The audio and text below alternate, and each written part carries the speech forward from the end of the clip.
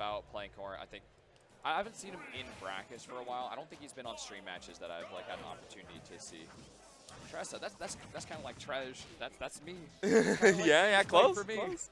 But oh yeah, speaking of you, your Mii's still probably on the Switch. Yes. Yes. But hopefully we get an opportunity to see some Mii Brawler. that would be epic.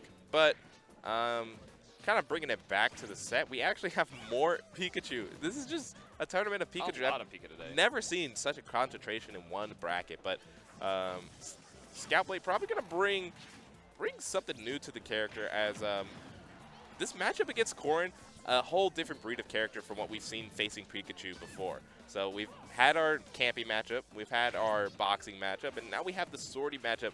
How Pikachu kind of tackles this is using that T-Jolt, you know, initial, and then using stuff like back air or forward air to call out their jumps, because usually Pikachu can get up there and faster before anybody else. Ooh, the full rapid jab, that hurts. It's a lot of damage. Maofever's had some nice call-outs. We saw him look for some cool stuff. That's the second side B that's just been beaten out, though, by Scoutblade. Oh, another sub-pin, missing its mark again. But stuff like down smash at ledge and, oh, that pin, when it really counts, lands exactly where Mao needs it. Yeah, someone with lesser range may have not actually been able to punish that F smash from Scoutblade, but you know, Corin has more than a range, the original distance demon from the last game. Once upon a time, yeah, the character with the newest, largest sword in Smash. From simpler times. Yes, simpler times indeed. But speaking of simple, the game state has kind of slowed down here as, I mean, with the advantage, you kind of just keep Pikachu at a distance and throw out your big sword hitboxes, and when they connect, you get as much damage as possible. Yeah, great chase of the lack of tech here. Oh, that tipper just barely, not quite hitting the little Pikachu. Other bigger characters would have been hit by that spacing. That's a great follow from Mao. His advantage state has been doing so much for him. He's been having a hard time winning the neutral exchanges, but Scoutblade isn't finding big combos out of it like Mao is. Yeah, and Scoutblade there, not able to find the kill confirm off of the drag down nair, and now gets the bits of fair that he needed to take the stock. Scoutblade puts himself on the board and down out of the game, but maybe not out. Nair's just clearing some space, just lazily swings her arms around, covers a lot of space for a long time, but it's not enough to keep the Pikachu out. Scoutblade going low, doesn't quite hit that up air that he wanted, and he's getting punished by an up B. Just a bit more percentage tacked on there. Grab doesn't hit its mark, and yeah, you're just asking for an up tilt or an up air. Yeah, but Pikachu up air is actually such a complicated move. There are so many hitbox that you can get from that move that will lead to so many different combo routes. Unfortunately, Scoutblade just kind of got the hit them away hitbox. Yeah. Up B once again attacking on percentage for Mao while going low. Quick attack to the other side of the stage. A small battlefield ain't that wide, so it's not a terrible way to get back for him at all. Yep, and it just resets the scenario, you know, we're back to evens and in terms of like stage presence, but man, you can see Scoutblade trying to find this stock so that we could truly be even in terms of that life count. I guess for both of these players, attacks have been really important for stopping other players' combos or lack thereof. We've been seeing a lot of neutral lands without this tech. It's going to save a lot of time in your neutral and your disadvantage state, which is when it matters the most. Yeah. More good callouts from Mao, though, here. Overall, nice pin. Keeps some distance, but loosen. That exchange sends him right into a Thunder. Yeah, I mean, unfortunately, didn't get Thunder that would have hit Mao right back out, which would have been ideal because then you could finish up the edge guard, but the pin actually not coming out leads into Scoutblade getting a kill confirm, and this game is starting to be put on notice. This could be a Scoutblade comeback, which would be insane. Yeah, he's really been looking for it all game long, trying to slow everything down after first stock going. Oh, Mao's away so heavily. Oh, wow. Okay, good SDI from Scoutblade gets him out. You have to be doing it right there to get out of the charging hitbox on forward smash, something very unique to Corin. I guess a couple other characters have similar ones. Roll across the stage, get the distance, forward smash. It's going to hit Tipper, but on shields, it's not going to do a whole lot. For Maofever, pin does do it. I don't think the DI took Scoutblade all the way to the corner where he needed to be to survive.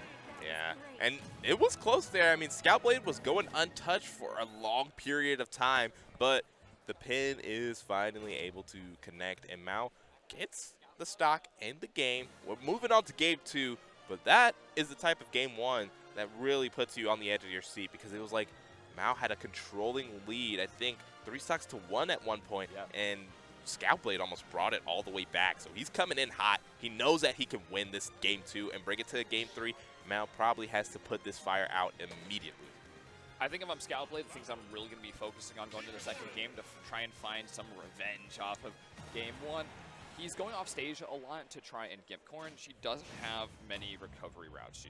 She's got good distance on up B, but that's basically all she's got. She's got back air, which has pushes her and can give her a little more distance as well, can be useful. But he's got to hit those gips off stage because that's such a big opportunity in the matchup. He's got to watch out for the pins. Punishing them, he's been doing a good job of, but there's been a lot of them going out, so finding shields on those is going to be pivotal. Yeah, exactly. And right now, we're running back to small battlefield. Love this stage, but you can see they're just kind of traded back percentage back and forth. This is one of those matchups where it feels like percentage means a lot. At least, you know, how these two players are playing. When they get to those high percents, it's like you don't want to get hit by pin or you don't want to get hit by drag down nair. Everything else that happened before then really quite honestly didn't matter, because we're not seeing too many early stock takes. Oof. Okay, yes, and another down air. All right. Yeah, Scoutblade makes it backstage. Barely out of range of that pin, actually. Then, yeah, and Scout is probably thinking the Stars and Stripe that he was out of range, because if that connected, we would still be put in the blender. Whoa, big F smash not hitting the stronger hitbox, just a really close one, which is weaker, but otherwise that would have just killed flat out, just like Maofever's neutral B shows us it can. Mao has been sending out a lot of neutral Bs, but it is a strength in this matchup for Scoutblade that their neutral Bs trade, and T-Jolt is so much less committal. Yeah, and wow, the stock is immediately eviscerated, and Scoutblade is put in a similar position that he was since game 1, from game 1. Ooh, all right. Dropping down low for the up. He called out by forward air, but we don't quite hit strong hitbox for the kill. But so what is going on right now is that Maofever is put at the super high percent, which is what we saw in game 1. But Scoutblade, he brought it back last time, so this is still doable. Down but not out. But down air. That's awesome. Literally getting put down there with that footstool. And the counter on the T-Jolt. Not much damage because it's countering a little baby T-Jolt, but man. Scoutblade finds that kill. Still a full stock behind, though. He's not in the best of spots.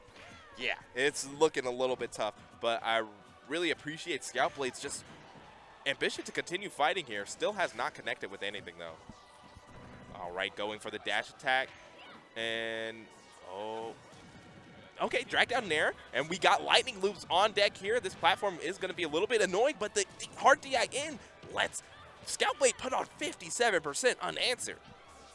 Back to this neutral. Still pretty tense with Scoutblade at so much. Percent takes the dash attack. Still well out of percent for that to be killing. But some nice damage there. Grab, yeah, I was going to say grab would be really great in such a situation to add some more percent and bring Maofever into easy kill percent. Counters, that's a pretty scary counter because that does a lot of damage. It has one of the highest base knockbacks of all the counters in this game.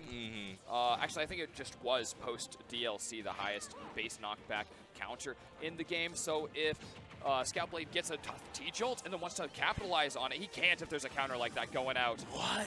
And Scoutblade putting on an amazing comeback. 2 stocks unanswered. That drag down smash is just what could possibly put him over the top, avoids the chomp, and now Maofever's put on red notice here, not getting the pin kick. Things are looking troublesome, Treasure. Mao does know that he can get a pin kick and just kill at any point here, so he's throwing them out quite a bit, but it is getting a little bit more readable for Scoutblade. Up throw still does, or down throw still doesn't kill at this point. Okay, another grab, that should just do it. Ooh, that was tense there, Treasure. But Mao actually able to take the game and the set with actually, you know, on